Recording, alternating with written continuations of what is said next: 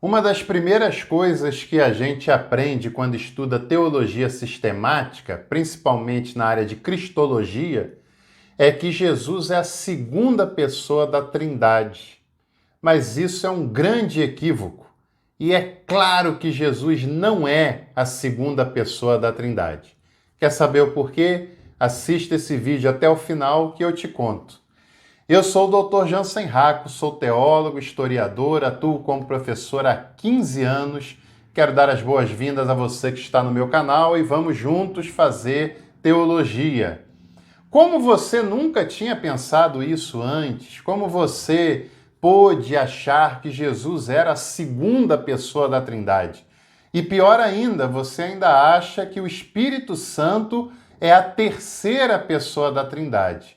São equívocos que nós precisamos corrigir. Mas calme-se, não precisa se preocupar tanto, não precisa se culpar, porque esses termos não foram inventados por nós e nem tampouco pela nossa geração. Na verdade, esses termos são antigos, antigos mesmo, vai desde a antiguidade, quando a igreja ainda não tinha definido quem era a pessoa de Jesus.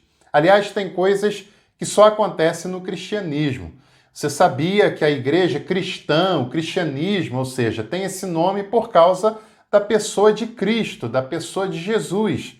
E o cristianismo levou quase 500 anos para definir quem era a pessoa na qual ele cria. Isso era totalmente fora da normalidade, levar 500 anos para se pensar em quem era a pessoa de Jesus. E muito desse pensamento surgiu como uma defesa das pessoas que estavam pensando de modo equivocado. Muitas pessoas não tinham certeza se Jesus era divino, se ele era humano, se ele era os dois, se ele era uma coisa, outra hora outra coisa. Se Jesus era um humano como outro qualquer, ou tinha áreas de espiritualidade, enfim. Foi uma discussão longa feita na Era Conciliar. Era Conciliar que começa em 325 em Nicéia e vai pelo menos até 451 no Concílio de Calcedônia. A ênfase da Era Conciliar foi definir a pessoa de Jesus. E quando a igreja resolveu reunir concílios para definir a cristologia, a igreja ela não usou apenas os conteúdos bíblicos, que também, olha, o Novo Testamento levou centenas de anos para ser definido tal qual nós o conhecemos hoje.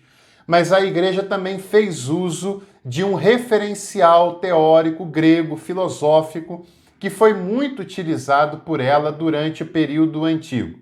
Aliás, quando o cristianismo nasceu e começou a se desenvolver, ele já encontrou um mundo intelectualmente dominado pelo pensamento grego, principalmente pela ênfase platônica que havia naquele mundo antigo.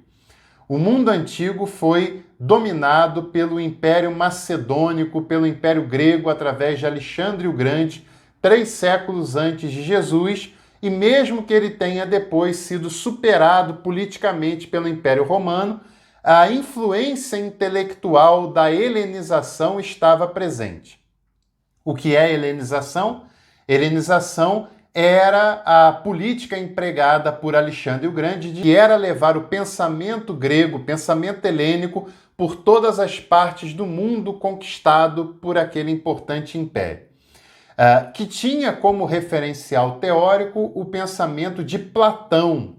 Aliás, o platonismo foi o responsável por trazer para o mundo ocidental a ideia do dualismo. O dualismo era um modo de enxergar as coisas em chave de exclusão.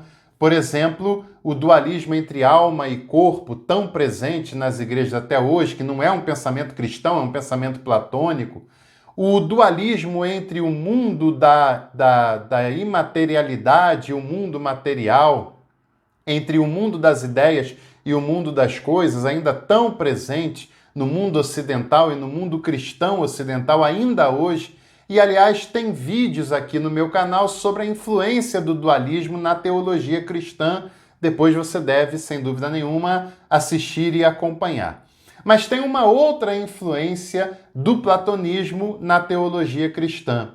O platonismo enxergava a realidade de modo hierarquizado. Isso tem muito a ver com essa visão dualista, de enxergar a alma como mais importante que o corpo, de enxergar o mundo imaterial como mais importante que o mundo material e assim por diante. E logo nesse referencial teórico platônico, a Igreja, através dos concílios, resolveu classificar a realidade de modo hierárquico e colocou o Pai como o primeiro ponto, Jesus em segundo lugar, o Espírito como terceiro, a Igreja logo abaixo, o homem, a mulher e assim por diante. Essa visão hierarquizada do mundo, ela não é cristã essencialmente. Ela não é bíblica na sua essência. Ela é platônica, ela é filosófica e ela tem influências na teologia dos modos mais variados. Uma dessas influências é classificar a realidade de modo piramidal, de modo hierárquico. E por isso a gente viu Jesus como segunda pessoa, o Espírito como terceira, o homem como superior à mulher e assim sucessivamente. A divindade de Jesus ela é declarada em Nicéia, 325. A divindade do Espírito Santo só é declarada em Constantinopla, em 381. E isso, claro, feito oficialmente pela Igreja, não quer dizer que a divindade se tornou somente a partir daí. Mas, na verdade, considerar Jesus e o Espírito como segunda e terceira pessoa é um elemento platônico e não cristão, essencialmente, e não teológico de modo essencial. Primeiro porque, se nós conhecemos Jesus e o Espírito Santo como Deus, significa, dentre outras coisas, que ele é soberano, que não há nenhuma pessoa, nenhum ser acima deles. E se Jesus é a segunda pessoa e o Espírito Santo a terceira, logo eles não poderiam ser soberanos, porque teriam outras pessoas acima deles.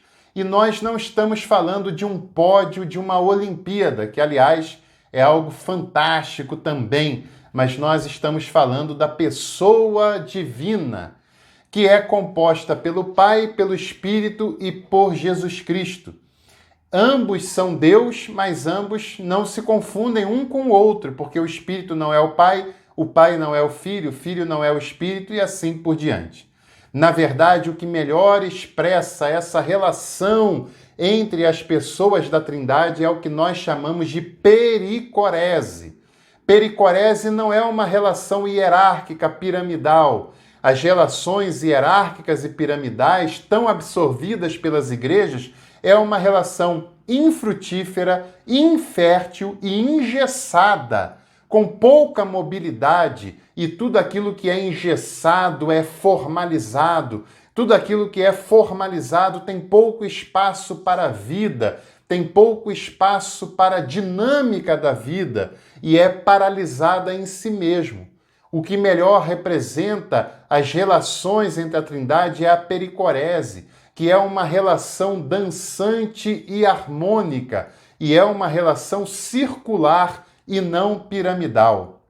É uma relação plena, é uma interpenetração das pessoas da Trindade, sem relações hierárquicas, sem relações engessadas, sem relações estáticas, porque é uma relação viva, é uma relação dinâmica, é uma relação dançante e circular, o que gera vida, o que gera movimento, e o que está em movimento, além de ser vivo, também gera vida, também gera ação, também gera o sopro do Espírito.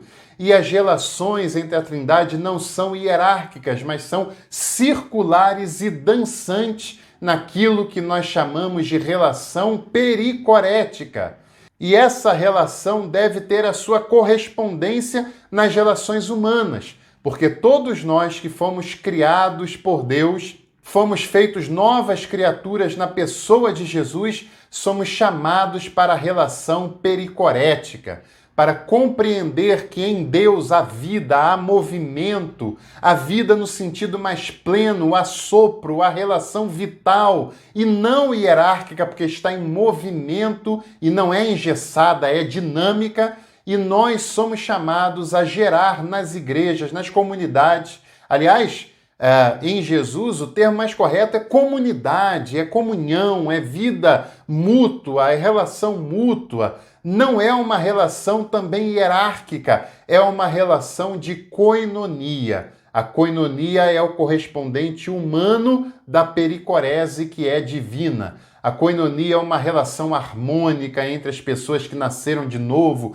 que dispensa hierarquia, que dispensa sujeição, que dispensa submissão, mas que é baseada no relacionamento íntimo entre irmãos e irmãs, porque nessa relação todos nós somos irmãos e irmãs, porque maior do que irmão e irmã é apenas o Pai, que nos chamou para viver uma relação plena, uma relação viva e uma relação dinâmica. E onde há vida, há dinamismo.